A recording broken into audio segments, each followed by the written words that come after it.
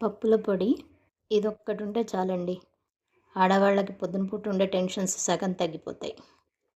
దానికోసం ఒక కప్పు శనగపప్పు, అందులో సగం అంటే అరకప్పు ఎండు కొబ్బరి, 15 ఎండుమిర్చి, 2 స్పూన్ల జీలకర్ర, అలాగే 7-8 గార్లిక్ పీసెస్. వీటిని ఇప్పుడు కొంచెం దూరగా వేయించుకోవాలి. ఎక్కువ వేయించుకోకూడదు, అవసరం లేదు. నిజానికి ఇది వేయించకుండా కూడా చేస్తారు, కానీ ఇక్కడ వెదర్ కొంచెం చల్లగా ఉంటుంది కాబట్టి నేను లైట్గా రోస్ట్ చేస్తూ ఉన్నాను. వీటన్నిటిని కొంచెం వెచ్చబడేదాకా వేయించుకోవాలంతే. దీనివలన పొడి ఎక్కువ రోజులు నిలవ ఉంటుంది. ఇది ప్రిపరేషన్ టైం కూడా ఎక్కువ పట్టదు, గట్టిగా ఒక 10 మినిట్స్లోపు అయిపోతుంది.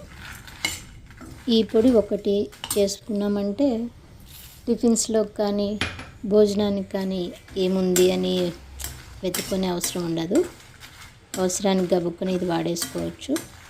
ఆల్మోస్ట్ ఇది వేయించడం అయిపోయింది. ఇప్పుడు దీంట్లోకి నేను ఎండు కొబ్బరి అలాగే గార్లిక్ ఇది వేసిన తర్వాత మనం ఎక్కువసేపు వేయించే పని లేదు.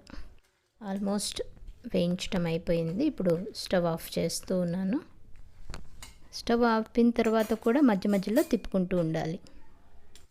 మా చిన్నప్పుడు మా ఇంట్లో పెద్దవాళ్ళు వేడి అన్నంలోకి నెయ్యి వేసి ఈ పొడితోటి కలిపి ముద్దలు పెట్టేవాళ్ళు. పిల్లలందరం ఎంత తినేవాళ్ళమో కూడా తెలిసేది కాదు.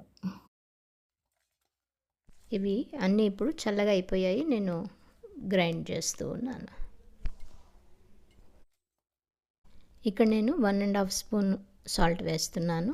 మేము కొంచెం తక్కువే తింటాము, మీరు రుచికి తగ్గట్టు మీరు వేసుకోవచ్చు. దీన్ని కొంచెం బరకగా మిక్సీకి వేసుకోవాలి, మరి స్మూత్గా అయితే బాగుండదు. అక్కడక్కడ పంటికి గింజ అది తగులుతూ ఉంటే బాగుంటుంది. మిక్సీకి వేసిన తర్వాత కాసేపు పక్కనే ఉంచేసి మళ్ళీ ఒక ఎయిర్ టైట్ కంటైనర్లోకి దాన్ని షిఫ్ట్ చేసుకోండి. ఇది ఇలా చేస్తే చాలా కాలం బూజు రాకుండా స్మెల్ కూడా బాగా ఉంటుంది. చాలా సింపుల్ రెసిపీ కదా, మీరు తప్పకుండా ట్రై చేయండి.